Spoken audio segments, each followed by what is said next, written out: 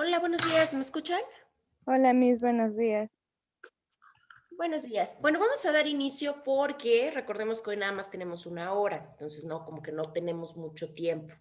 Denme un segundo, les proyecto y me dicen si ya pueden visualizar el material. Listo, ya les aparece, ¿verdad? Sí, Miss, ya. Sí, perfecto. Bueno, estábamos platicando la sesión pasada, si mal no recuerdo, eso sí, les voy a pedir que cada sesión sí les voy a estar molestando con la parte de en que nos quedamos y les voy a decir por qué. Porque estoy dando la mismita materia en modalidad ejecutiva, la estoy dando en otra institución en modalidad escolarizada y ejecutiva. Entonces son 4 grupos de la misma materia y vaya, no con todo se avanza de la misma manera por cuestión del tiempo. Entonces sí les voy a estar ahí medio preguntando. La sesión pasada todavía llegamos a la cuestión de los medios preparatorios, si mal no recuerdo. Sí, ahí nos quedamos. Sí, Miss, ahí nos quedamos. Ahí nos quedamos. Perfecto. A ver, déjenme acepto a su compañero y a su compañera. Bueno, creo que ya pudieron entrar. Bueno, estábamos platicando acerca de los medios preparatorios. Hablábamos que los medios preparatorios eran todos aquellos que se daban antes de juicio y los podíamos definir como determinadas pruebas que podían utilizar tanto el actor como el demandado para poder llevar a cabo algo, pero que fuese antes del juicio. Y decíamos que la finalidad básica que teníamos en cuanto a la cuestión de los medios preparatorios, o sea, el objetivo básicamente era para poder afianzar generalmente el derecho en una parte posterior o en un futuro, por decirlo de alguna manera. Posteriormente vimos la clasificación, si mal no recuerdo, todavía alcanzamos a ver esa parte.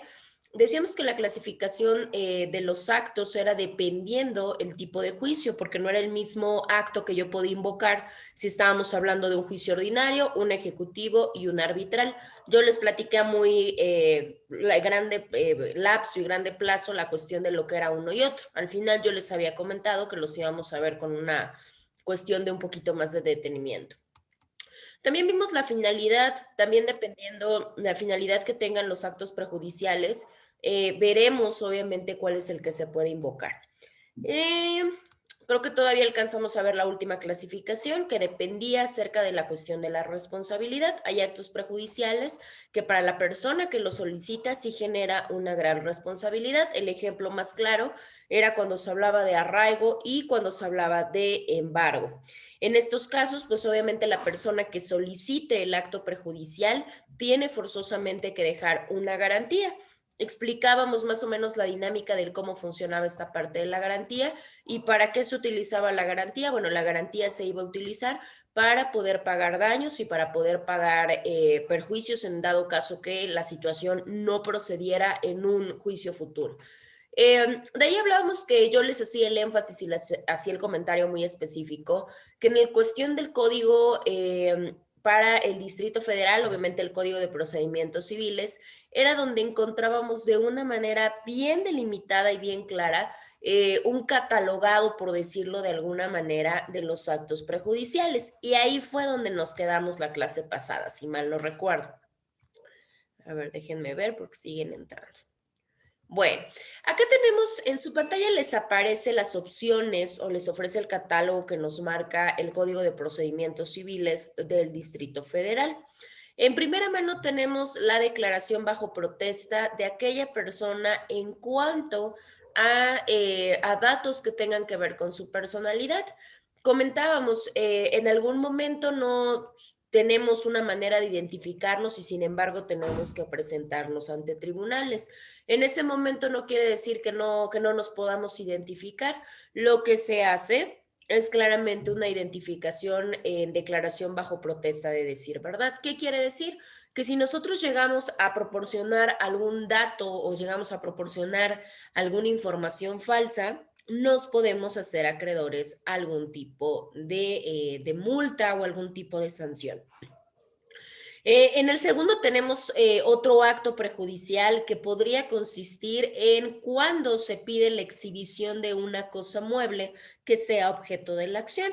¿Qué quiere decir? Muchas de las veces, como no tenemos el derecho, o sea, el derecho legal a poder exigir la propiedad de algún tipo de mueble, ¿qué es lo que pasa? Yo tengo un temor a que probablemente la persona que tiene que cederme, porque así lo creo yo, el bien mueble ya no lo tiene o lo tiene en unas malas condiciones. Como no puedo exigir, porque por eso se va a dar un procedimiento, no puedo exigir la propiedad, pero sí puedo exigir propiamente que el juzgador, a ver, espérenme tantito.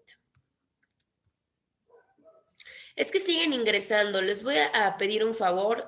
Obviamente ya lo comentamos en la primera sesión o en la sesión introductoria, que fue la sesión del día martes. Y habíamos comentado, traten de ingresar de manera puntual. Tengo las 9 de la mañana. Su horario es a las 9 de la mañana. Entonces, obviamente, para evitar estarles dando acceso o evitar que se queden en la sala de espera, les voy a pedir que traten de ingresar puntual. Tienen alrededor de 5 minutos de tolerancia, porque obviamente pues estamos dentro de nuestras casas, ¿no? Sí, se los voy a pedir de favor. Segunda, si yo en este momento pasara lista, en este momento técnicamente nadie tendría asistencia porque nadie tiene activadas cámaras. Fue otra de las cosas que yo les comenté el día de la introducción. Entonces, se los comento para que no tengamos ninguna problemática. También les había dicho, es molesto tanto para su persona como para la mía estarles recordando. Un ejemplo, Jesús, tu cámara, Claudia, ¿qué hora es tu cámara? Reina, ¿por qué no activas tu cámara? Y así sucesivamente. De manera personal, a mí se me hace molesto que me estén dicen lo que tengo que hacer.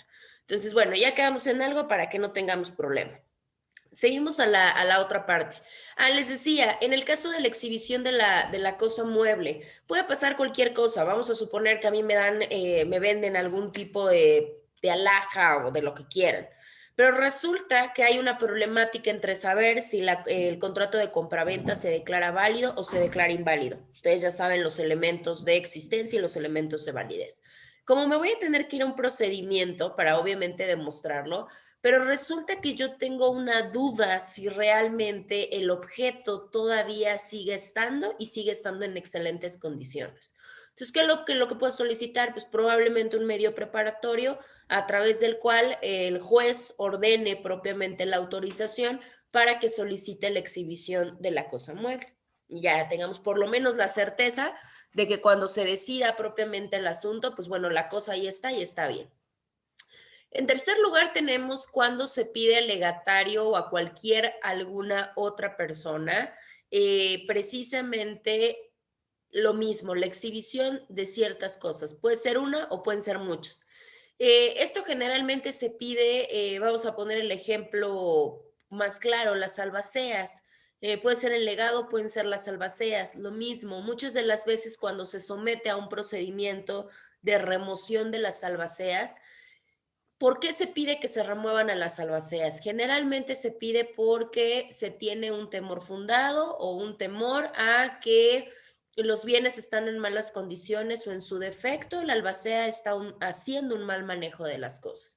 Entonces los herederos quieren como que quitarla, pero como yo no sé realmente si todavía sigue en existencia lo que la persona o lo que se le dejó al cuidado de la persona, ¿qué es lo que puedo solicitar como medio preparatorio? Lo mismo, que a través de orden judicial se le solicite y se le exija que entre algunas cosas, si no son todas, pueda exhibir para saber que las cosas aún existen. ¿Sí? Bueno. Y la última, bueno, no la última, más bien la cuarta, porque hay todavía varias. La cuarta tiene que ver con la parte de sucesión, ¿sí? Sucesión técnicamente testamentaria. El acto prejudicial consiste en cuando se le pide al heredero, coheredero, legatario que exhiba el testamento. Este es muy común y les voy a decir por qué es muy común, porque muchas de las veces el de cuyos elabora su testamento, pero muchas de las veces se las de o se lo deja a alguno de los posibles herederos, ¿sí? Vamos a pensar, yo tengo 4 hijos, los 4 pues, técnicamente son herederos y los dejé nombrados en mi testamento. Pero muchas de las veces pues se nos hace fácil. A uno de los hijos les deja el testamento y le dice, bueno, cuando yo llegue a fallecer, pues ya lo muestras, lo enseñas, se reparten y todo muy bien. Pero resulta que muchas veces el heredero que se queda con el testamento no quiere exhibirlo. En ese caso, ¿qué es lo que va a pasar? Pues obviamente todos los demás herederos tendrán que solicitar la apertura del mismo. Pero como si todavía no sabemos que existen o que no existen, ¿qué es lo que va a pasar? Pues por lo menos dicen los herederos, bueno, con que nos muestre y sepamos que no se ha deshecho de él, que no se ha alterado, que se encuentra en su posesión, bueno, con eso ya estamos del otro lado y ya posteriormente seguimos con las demás etapas del procedimiento. Entonces, por eso también forma parte de un acto prejudicial. ¿Hasta aquí tienen dudas de las cuatro fracciones y de lo que significa en cuestión de los ejemplos que les estoy poniendo?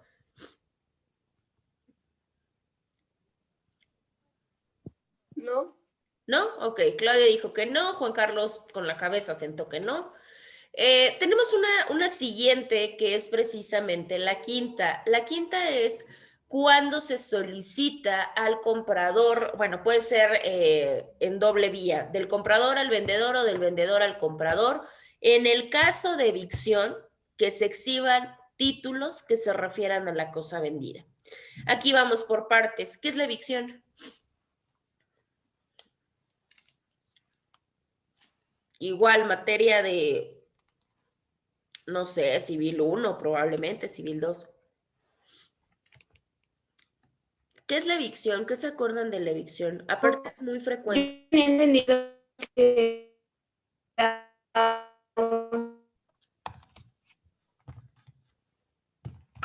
Ah, caray, ya no alcancé a escuchar, no sé si sea yo solamente.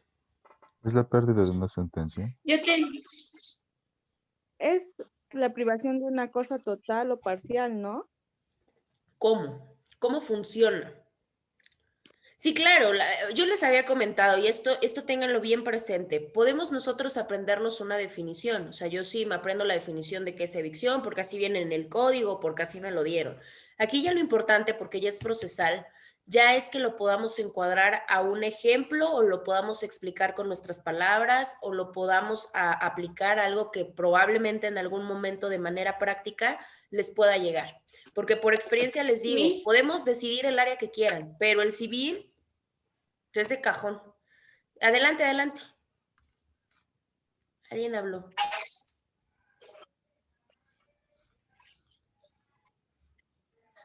No sé quién fuera voz de mujer.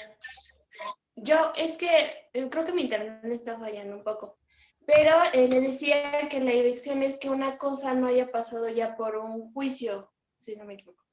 O sea, que no haya ya sido retenida por una sentencia anterior. Ok, sí, claro. Es una de las características, que el bien no haya sido quitado por alguna otra problemática anterior. Pero ¿cómo lo podemos ver materializado? Porque sería una de las cuestiones importantes. Muchas de las veces, adelante, ¿Yerini fue la que habló? No. Ah, ya no, ¿verdad? No, ya no. ¿No? Ah, es que como está activado, creo que su micrófono, se cruzan los audios. Sí, les decía, muchas de las veces vemos materializado este tipo de cosas, es bien, bien frecuente. Cuando se hacen, vamos a pensar en las compraventas, muchas de las veces se hacen dobles, ¿sí? ¿Qué quiere decir? Se hace una compraventa, pase lo que pase, no se entregan los documentos debidos o se entregan y posteriormente se vuelve a vender el inmueble. Obviamente el tercero, estamos hablando de que hay un tercero poseedor de buena fe. Claramente él no tiene por qué salir perjudicado, la problemática la tienen los primeros dos sujetos que intervienen. ¿Qué es lo que pasa con el tercer sujeto? O sea, al tercer sujeto ya nada más le decimos adiós y gracias, pero la realidad es que no se le tiene precisamente que remunerar o compensar precisamente por esta evicción que ha acabado de sufrir. ¿Qué quiere decir? Por esta pérdida o por esta situación que le han quitado de la propiedad que él de buena fe y con todas las de la ley adquirió. ¿Sale? En ese caso, ¿qué es lo que procede? Pues procede precisamente el saneamiento por evicción. De hecho, esa es una de las cosas importantes. Si ustedes pueden apreciar en estas fracciones, son fracciones, por eso se llaman actos prejudiciales, porque si nos damos cuenta, en automático al leer el acto prejudicial, nos está dando la situación y la pauta para saber qué juicio viene. En este caso específico estaríamos hablando de que viene una solicitud por un saneamiento por evicción. ¿Qué quiere decir? que o comprador o vendedor está claramente solicitando que se le resarce el daño por la pérdida que ha tenido, como bien lo mencionaron sus compañeras, por la pérdida del derecho. ¿Cuál es el derecho? Pues claramente la propiedad de un bien. En este ejemplo, pues de un bien inmueble. ¿Sí? Bueno. Así es como pasa. ¿Cuál es el acto? ¿En qué consiste el acto? Porque aquí todavía el acto no consiste en sanear al perjudicado, porque eso se tendrá que desarrollar en el juicio. El acto solamente consiste en solicitar que se exhiban algún documento o que se exhiba algún título de la cosa vendida. Ahí les va por qué. Muchas de las veces ni siquiera las personas tienen la garantía de que lo que se les está vendiendo sea propiedad de quien se les está vendiendo, ¿sí? O muchas de las veces no tienen ni siquiera la situación de saber si cuentan con algún gravamen, ¿sí? Para ustedes, bueno, ustedes son estudiantes de derecho, futuros abogados, pues muy probablemente no van a caer en este tipo de cosas, pero pues la generalidad de las personas no. Entonces, como no lo son y no lo saben, es muy frecuente que esto llegue a pasar. Entonces, cuando llega la parte de que yo me percato, porque pues puede pasar, imagínense que yo ahorita voy con su compañero Jesús y Jesús me vende una casa a mí y yo le digo, sí, Jesús, perfecto, ¿cómo no? Pero resulta que después, a los meses que yo ya me encuentro aquí, llega su compañera Reina y dice, Reina, pero es que a mí Jesús me vendió hace un año. Aquí tengo mis documentos. Yo voy a decir, ah, caray, pues como le vendió primero a Reina, técnicamente, acuérdense, primero en tiempo, primero en derecho. Técnicamente acá la legítima, dependiendo, porque por eso nos vamos a ir al procedimiento, sería su compañera Reina. Entonces, ¿qué pasa conmigo? Yo voy a solicitar que Jesús, obviamente, cause esta parte de la evicción porque me está perjudicando. O sea, yo sin saberla ni nada, confié en su compañero y se la compré. Entonces, en ese caso, ¿qué es lo que va a pasar? Pero va a llegar un momento en que yo digo, a ver, entonces, ¿de quién es la propiedad como tal? ¿Sigue siendo de Jesús? ¿Ya es de su compañera Reina? ¿O en qué momento entré yo? Como a mí no me consta qué es lo que solicito, pues obviamente que en este caso el vendedor, que fue su compañero Jesús, exhiba toda la documentación que tenga acerca de la cosa que me vendió, o sea, del inmueble. Así es como funciona en este caso la fracción quinta. Por eso les digo, imagínense, los 4 renglones, cómo se hace una explicación de 5 o 6 minutos. Porque ahí viene la parte, ¿no? Lo más fácil, nos aprendemos las 10, 11, pero no nos serviría de mucho más adelante. Tenemos el siguiente. El siguiente tiene que ver con una parte, recuerden que el civil está vinculado también con la parte mercantil dentro de algunas cuestiones. Y este acto prejudicial consiste en cuando se le pide a algún socio o algún comunero que presenten documentos y cuentas. Así de fácil, ¿sí? Por razones varias, si nos remontamos un poquito a toda la cuestión de sociedades mercantiles, bueno, no nos vamos a meter porque allá no es nuestra materia, ya usted sus mercantiles ya lo tienen ahí. En el caso del mercantil, recordemos que tenemos diferentes tipos de sociedades, ¿no? De sociedades mercantiles.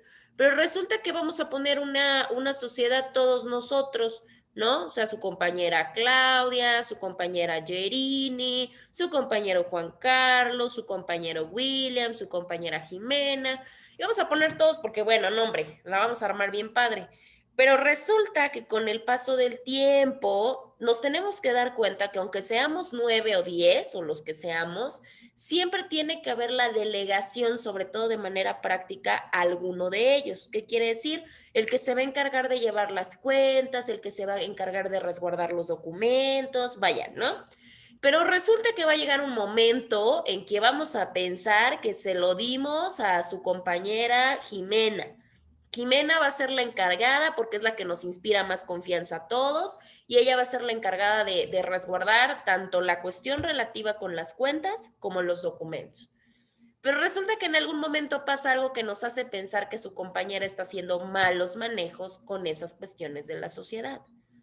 Entre que sea responsable o no, porque hasta ese momento no nos consta y no podemos hablar más allá, porque eso será parte de otro procedimiento. Decimos máquinas, nosotros creemos que Jimena ya está de haber vendido parte de algo de aquí, igual y parte de la maquinaria, parte de algunos muebles, parte de la mercancía, es más, hasta creemos que ella nos escondió algunos documentos. ¿Qué es lo que pasaría en ese momento? Sería una acusación muy grave, porque aparte Jimena, digo, más allá de todo, tendríamos una problemática. Pero de mientras, ¿qué es lo que queremos? Más allá de la acusación contra su compañera, querríamos saber realmente qué es lo que hay y qué es lo que no hay. ¿Sale? Entonces, para eso nos podría servir este acto prejudicial, que se pida o se solicite, en este caso a su compañera, por medio de autoridad judicial, que precisamente nos exhiba los documentos que debe de tener en su poder. Y eso pues ya nos va a dar una idea de si están o si no están. Probablemente si están, pues ya ni siquiera le sigamos, porque pues ya sería medio tonto y aparte tendríamos una problemática de tener que resarcir a su compañera por el daño moral que le estamos causando. Así funciona. En el caso de la comunidad, bueno, tiene que ver con, recuerden que hay núcleos de población agraria que funcionan básicamente o llegan a funcionar con esta estructura como empresa. Y dentro de ellos también pueden ocupar la misma mecánica, aunque todos sean comuneros, pero pues va a haber un comunero líder que generalmente es el que tiene la posesión de documentos y tiene posesión de cuentas. Se genera exactamente el mismo ejemplo. Tenemos el siguiente ya lo había platicado con ustedes, de hecho fue el primerito que les puse como ejemplo, que es cuando se pide el examen de testigos a personas que ya se encuentren o que sean muy grandes de edad o que ya se encuentren en alguna situación grave de perder la vida o en su defecto que se puedan ausentar propiamente del lugar donde se tengan que presentar, ¿sí? ¿Qué quiere decir esto? Pues si yo tengo una persona que me va a servir de testigo, pero tiene 97 años, híjole, pues la realidad es que sí tengo un temor fundado en que de aquí a los meses que tarde en llegar mi etapa procesal, pues algo pueda pasar, ¿no? Entonces, híjole, ¿qué es lo que pasa ahí? Pues en ese momento solicito que el juez autorice que se le pueda examinar en ese momento y que no nos esperemos hasta la etapa procesal. Las personas en peligro de perder la vida, pues lo mismo. Hay personas que ya tienen como esta, vamos a decir que esta parte en la cual su estado de salud es muy grave y pues obviamente tampoco sabemos si pueda, ¿no?, llegar a esa parte procesal. Entonces pues también se solicita lo mismo y fácilmente personas que tengan alguna situación de que los lugares donde vivan o bueno, digo, nosotros no lo vemos o ustedes no lo ven porque pues, perfectamente tienen su internet, su teléfono, su celular y todo lo demás.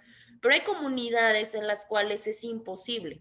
Ese tipo de cosas no llegan. Entonces dice, a ver, yo vivo hasta de aquí a como 3 horas y resulta que en el lugar donde yo radico no hay manera de comunicarse. Entonces la realidad es que conmigo no van a poder deducir su acción.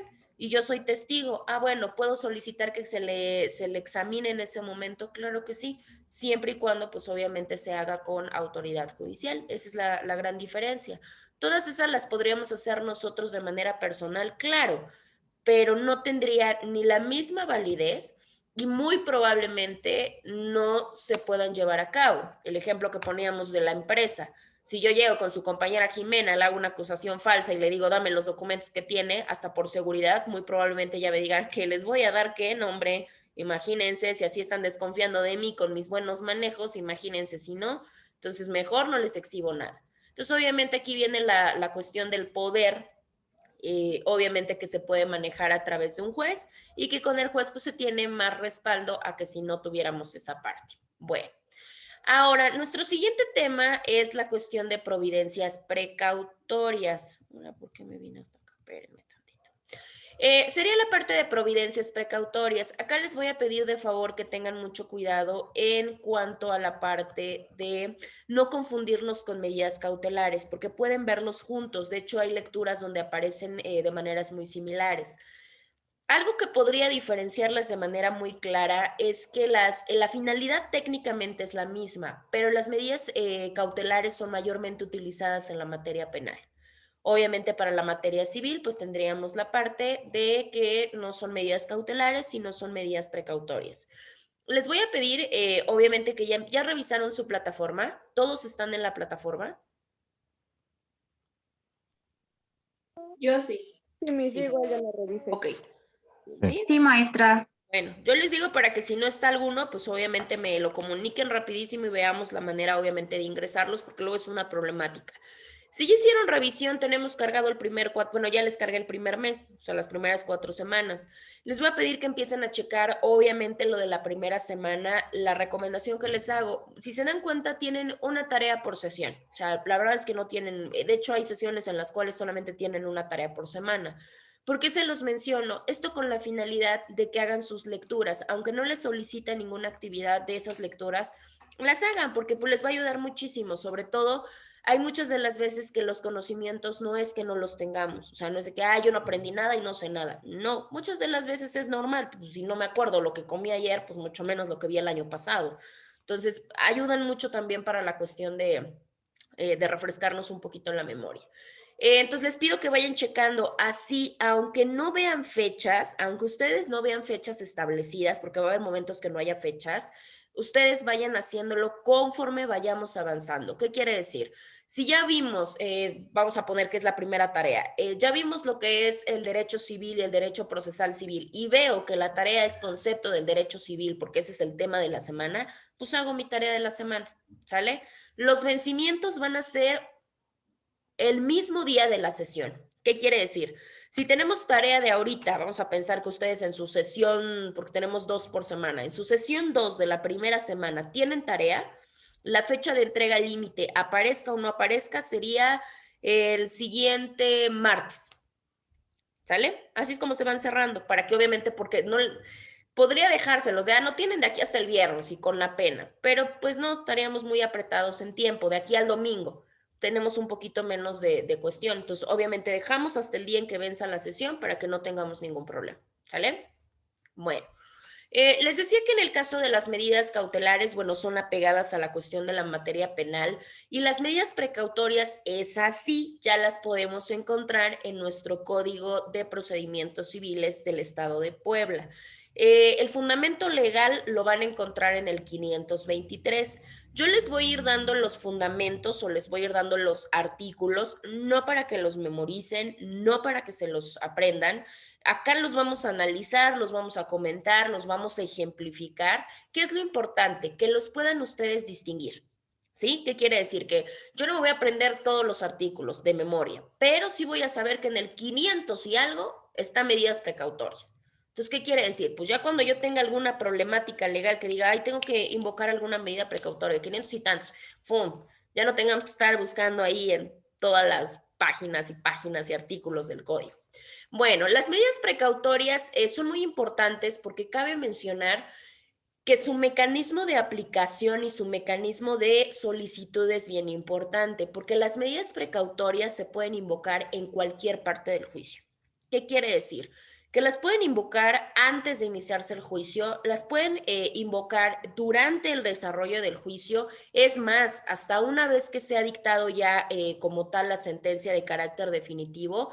Si necesitan alguna medida para poder garantizar que se dé el cumplimiento a la sentencia, lo pueden hacer. Ahora vamos a decir, bueno, ¿y cuál sería como la utilidad o para qué me servirían a mí las medidas precautorias? Básicamente las medidas precautorias sirven para poder mantener ya sea un hecho o ya sea alguna situación que ya se encuentra, buscar que se preserve. ¿Sí? O sea, que no se altere, que no se nada, o sea, que no se extinga, que no se perjudique, que nada. Que el hecho que tenemos o la situación que tenemos quede completamente intacta, ¿sí? Y por ello, pues es que se invocan este tipo de medidas. Por eso les decía, podemos confundirnos con las medidas cautelares porque las medidas cautelares tienen exactamente la misma funcionalidad, que obviamente podamos preservar los hechos, las situaciones o hasta los propios objetos, porque muchas de las veces, como tal de las medidas, pues son los propios objetos, no necesariamente personas. Bueno, ahí les va.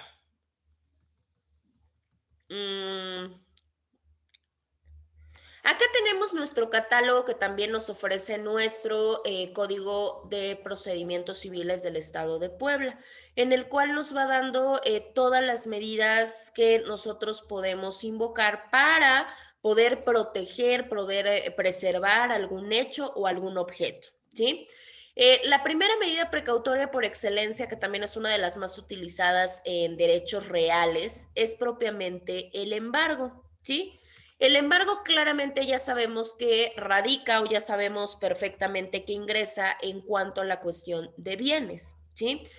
Pregunto nada más para ir recordando o ir maquinando nuestros anteriores civiles. ¿Qué es el embargo?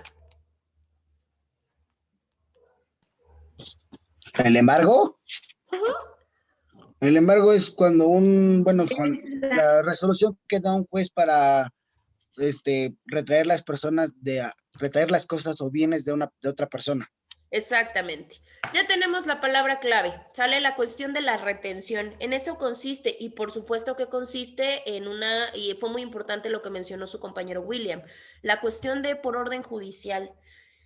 ¿Por qué les digo por orden judicial? Porque si se han percatado o si han llegado a escuchar, que yo creo que sí, porque nunca falta alguien que pregunta lo mismo, muchas de las veces aquellas personas que tienen alguna deuda con alguna tienda departamental o alguna de las cuestiones, utilizan como técnicas la cuestión de amedrentar a través de posibles desarrollos de embargo. ¿Sí? No sé si no han llegado a escuchar un Coppel, un Electra, no sé. Y obviamente siempre que andan con esta parte de marcarles a las personas, de exigirles el pago y demás, viene con esta amenaza sucinta de la realización de un embargo. Y las personas, no, hombre, ya casi, casi se andan queriendo mudar, ya andan bien espantadas. Bueno, pues precisamente es lo que maneja su compañero. No se puede nada más porque un particular llegue y yo llegue a la casa de, no sé, vamos a pensar que su compañera Claudia me debe dinero y que yo llegue a su casa y le embargue nada más por mis ganas, pues no se puede. Por supuesto que tiene que ser mediante orden judicial. Eso es muy importante. Les decía, la clave es que es una retención. Por supuesto que es una retención a través de una orden judicial. ¿Acerca de qué? Pues claramente a través de un bien, obviamente un bien que pertenece a alguna persona.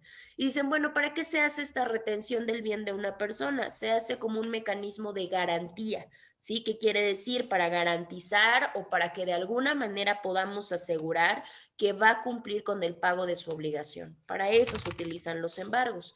Entonces, los embargos resulta que son una medida precautoria por excelencia. ¿Sale? Si yo tengo miedo, no yo, porque necesariamente no nosotros, pero obviamente nuestros clientes están en la calidad de que no les pagan y probablemente se pueda solicitar el embargo. ¿Para qué? Para que se quede como garantía en el desarrollo del proceso, porque también lo hemos visto muchas de las veces, desgraciadamente, deudores de mala fe, ¿qué es lo que hacen? Pues obviamente venden sus bienes para evitar pagar la deuda. Entonces acá lo importante es que mientras esté embargado, no hay manera. Probablemente en la sentencia te puedan decir o te puedan exentar o puedas pagar, pero de mientras ya se queda como garantía para preservar obviamente la obligación que tú tienes que cumplir.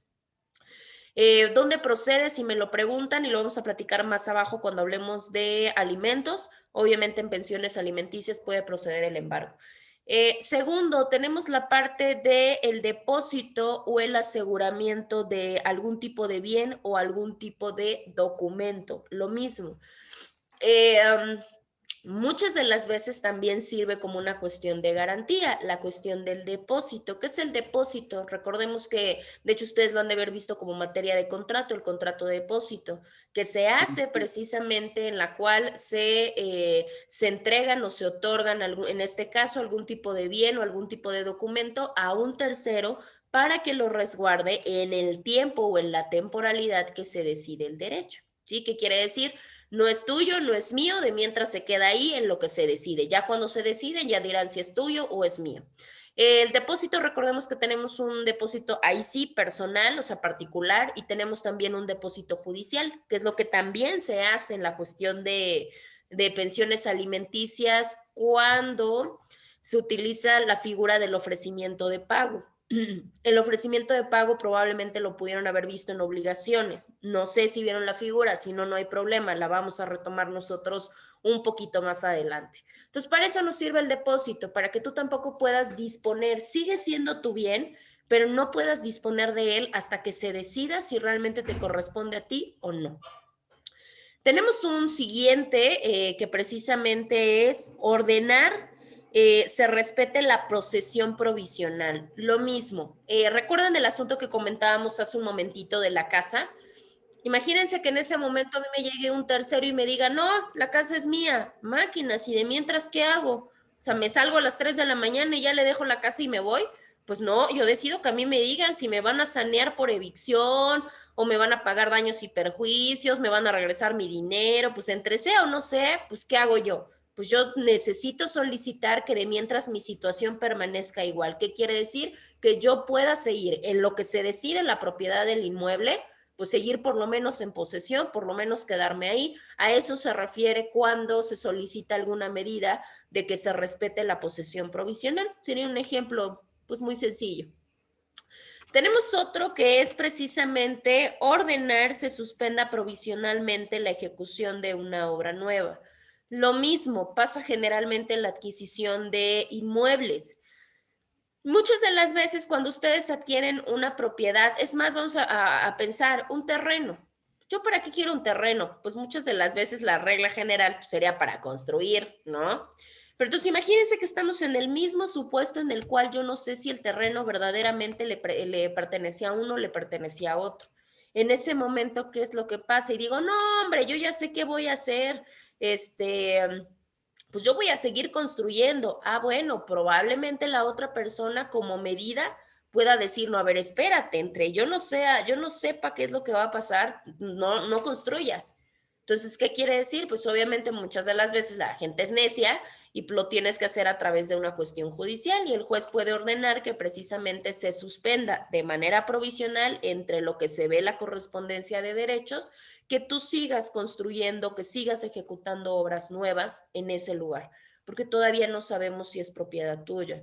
Lo hemos visto, bueno, yo en lo personal lo he visto varias veces, donde las personas no solamente pierden la cuestión del terreno que les vendieron, sino que terminan perdiendo la construcción y lo invertido precisamente en esa construcción.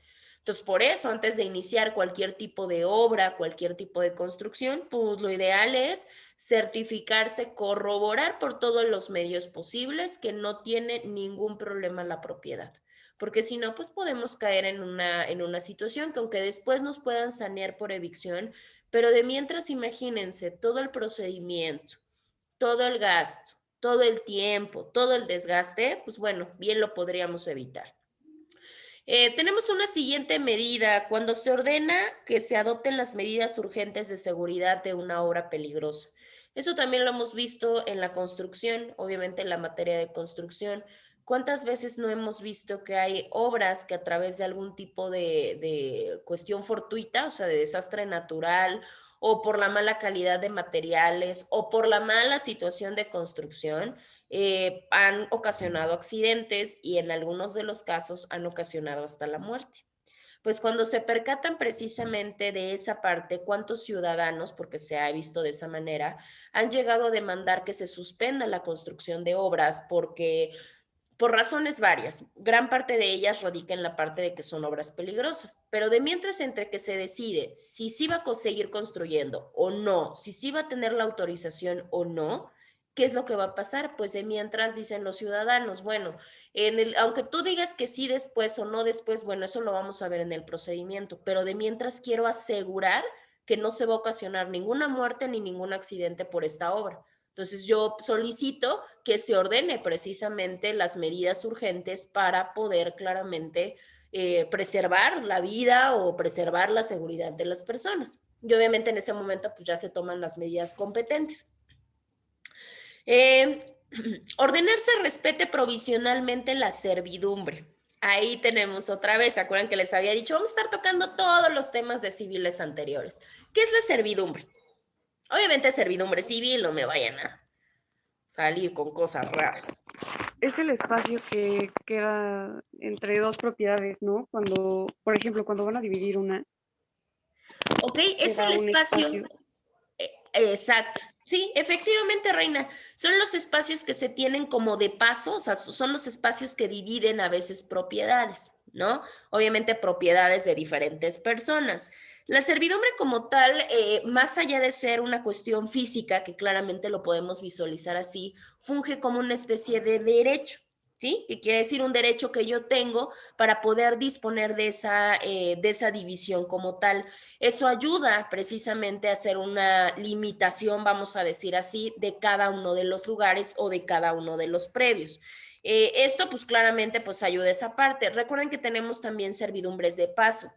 Las servidumbres de paso, y también lo hemos visto y por eso hay mucha suspensión de obra ahorita, que creemos que la banqueta porque está fuera de mi casa es mi propiedad. La realidad es que no, eso es una servidumbre de paso. ¿Y cuántas veces no hemos visto que hay personas que quieren construir, no hombre, y quieren construir hasta abarcando perdón, la banqueta? Eso se puede, pues técnicamente no se puede. ¿Por qué? Porque eso es paso para todos nosotros. Esos son los espacios, como mencionó su compañera, que sirven de división y que en este caso sirven para transitar. Bueno, pues en ese caso muchas delimitaciones, sobre todo cuando hablamos de predios rurales, esas delimitaciones no son tan visibles. O sea, no son tan visibles que a mí del vecino me divide tal cantidad de espacio. Luego en la cuestión de los predios propiamente rurales no existe una división tan clara, ¿sí? A veces hasta es una cuestión topográfica porque hasta los terrenos son de manera medio irregular. Entonces, ¿qué pasa? Pues entre sepamos qué le toca a cada quien y qué no le toca a cada quien, porque acá nosotros muchas de las veces, ¿cuál sería la forma exacta de poder dividir? Pues a través de las medidas, pues medimos cuántos para ti, cuántos para mí y ya estuvo. Pero en esos lugares muchas de las veces las personas dividen de maneras pues más simples para ellos, ¿no? O sea, de aquí al maguey, ese es mi terreno. Pasándose a maguey, ya es tu terreno. O sea, como que tiene una forma más irregular, ¿no? El arbolito, la plantita, etcétera. Entonces, ¿qué pasa? Muchas de las veces empiezan a existir conflictos cuando se empieza a construir en ese tipo de predios, porque muchas de las veces el otro propietario dice, no, hombre, es que se supone que venía hasta este arbolito y resulta que se agarró hasta pasando el arbolito. Entonces, ¿qué quiere decir? Pues está invadiendo medio metro de mi espacio, ¿no? Y empieza a haber un gran problema ahí. Pues entre sea y no sea, y se pueda obviamente decidir en un procedimiento qué le corresponde a cada quien, qué es lo que se puede solicitar como medida precautoria. A ver, entre sea o no sea, de mientras respeta mi espacio, o sea, respeta la servidumbre de manera provisional que tengo y posteriormente ya me dirán. ¿Y por qué les digo que el problema se presenta cuando ya se construye? Porque mientras no hay construcción, no hay mayor problema. Pero ¿qué pasa si yo decido construir y ya pongo mi muro? Y si ya hay una invasión, pues imagínense que ahorita llegue y no, y me quitas tu muro y derrumbas tu muro. Pues sí, pero no son 5 pesos. La realidad es que es mucho tiempo, mucho esfuerzo, mucho dinero. Entonces, entre sea o no sea, si la persona está convencida en que no, o sea, en que no le corresponde y me corresponde a mí, digo, a ver, respétame, porque imagínate que yo tiro mi muro ahorita y al rato me dices que sí tengo el derecho, pues me inventes, ¿no? Entonces, para evitar problemáticas y se mantengan las cosas en el estado en el que se encuentran, pues se puede ordenar que se haga que se genere el respeto provisional a la servidumbre, ¿sí? Va. Se los estoy explicando todos estos porque los demás les va a ustedes, ¿va? Ese es el sexto. El séptimo nos habla de providencias precautorias para evitar perjuicios graves. Las providencias urgentes tienen que ver muchas de las veces hasta con cuestiones físicas, que también viene más adelante invocado en otra medida. Las providencias urgentes pueden ser en separación, o sea, en separación de domicilios, en distanciamientos, en medidas de alejamiento, cualquier cosa que se tenga que ordenar de manera inmediata porque no permiten que se pueda realizar una investigación, porque si esperamos a que se realice esa investigación, puede ocurrir algún mal en algún objeto o en alguna persona. Entonces, por eso se decretan las providencias o las medidas urgentes, ¿no? Puede ser parte del domicilio conyugal. Vamos a pensar que ahorita nos hablan, o no sé, su compañero Jesús vea, escucha y se ha dado cuenta que sus vecinos, tiene vecinos pequeños y que los papás los abandonan y los maltratan. Imagínense en ese momento, pues de aquí a que hacen la investigación y luego en nuestro país, digo, cabe mencionar que así como que digamos, no hombre, qué rápidos, no. Entonces imagínense el peligro y qué es lo que ha pasado muchas veces, el peligro en el que se encuentran los menores. ¿Qué es lo que pasa ahí? En ese momento se hace la denuncia rapidísima, colabora toda la cuestión civil a través del sistema del DIF municipal, estatal, Ministerio Público y vámonos. Esa es la medida urgente, retirar a los menores del domicilio. No sabemos si realmente si hay maltrato, no sabemos si realmente si hay algún temor fundado a que puedan privar de la vida a los menores, probablemente no, pero como no se pueden esperar a que pase el proceso y ver si algo sale bien o mal, pues es una medida urgente, ¿sale? La separación de los menores del domicilio. Bueno. A ver, déjenme ver, que no baja. Aquí vienen las siguientes que ustedes se van a encargar olvídenlo, de ya no. Lástima. Lástima, no les dejé unas 2, 3 más. Bueno, no se preocupen, va a haber más ejemplos. Con esas nosotros tenemos las más importantes. Obviamente, si nos damos cuenta, todas ellas nos pueden servir para diferentes tipos de asuntos. Asuntos familiares, asuntos civiles, asuntos mercantiles. Todo dependerá claramente del asunto que tengan en sus manos y claramente dependerá de una cuestión de estrategia. Porque lo que platicábamos anteriormente, no todos resultan ser efectivos y algunos resultan ser contraproducentes. Entonces, por eso siempre se solicita, más bien se sugiere que soliciten que las personas que ustedes llevan, sea la parte que sea, porque generalmente pensamos, no, hombre, yo siempre voy a llevar a las víctimas por la justicia. No, muchas de las veces llevamos a los demandados y no porque los demandados sean malos, muchas de las veces los demandados son literalmente demandados injustamente. Entonces tenemos las dos partes. Y esto dependerá mucho de la cuestión también de que les brinden la información necesaria ellos a ustedes, porque realmente que les conste el hecho es a ellos, y que ustedes sean muy, muy, muy precisos en saber verdades y en saber mentiras, porque luego nos involucramos en las cosas, hacemos gran parte de movimientos y resulta que el cliente es un reverendo mentiroso, entonces hay que tener mucho cuidado ahí. Ahora, para que nosotros podamos invocar algún tipo de... que no sube. Para que podamos nosotros invocar algún tipo de medida, o sea, de medida precautoria, tenemos que cumplir o satisfacer 3 requisitos importantes que no se nos pueden olvidar, porque si no los satisfacemos, nuestra medida precautoria no va a ser autorizada, ¿sí? La primera, nosotros necesitamos justificar el derecho que tenemos para promover, ¿sí? En esta cuestión, nosotros lo hacemos a través de una parte de representación legal, claramente. Pero recuerden que en sí la parte actora, pues es la que debe de justificar el derecho para poderlo solicitar, porque pues no se puede solicitar interpósita persona, salvo que seas un representante legal o salvo que estemos hablando de menores o incapaces. Pero de ahí en fuera la persona tiene que manifestar su propia cuestión de derecho.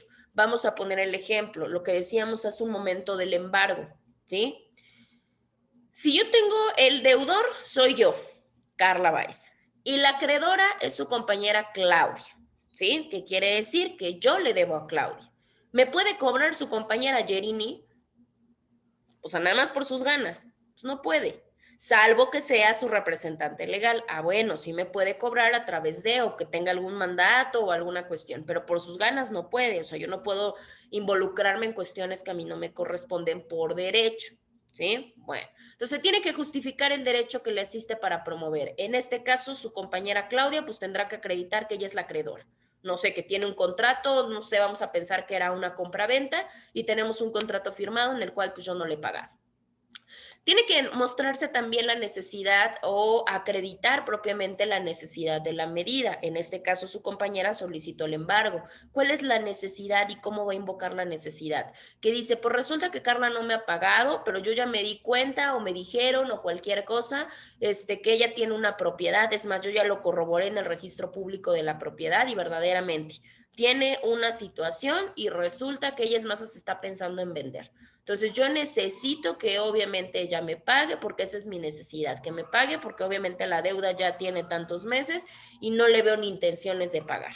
Entonces obviamente ella lo tiene que acreditar mediante documentación y mediante escritos legales, que para eso van a estar ustedes, para hacer toda la redacción de los documentos. Y en tercer lugar, tenemos que otorgar la garantía suficiente. ¿Sí? En las medidas precautorias sí se entrega garantía suficiente a juicio de lo que obviamente el juez perciba para poder responder por algún tipo de daño o por algún tipo de perjuicio que pueda suceder en algún momento. Estos son los 3 requisitos a través de los cuales, pues obviamente, si no los reunimos, pues muy probablemente nuestra medida precautoria no sea autorizada. Bueno, vamos a irle dejando hasta acá porque ya son 7 para las 10.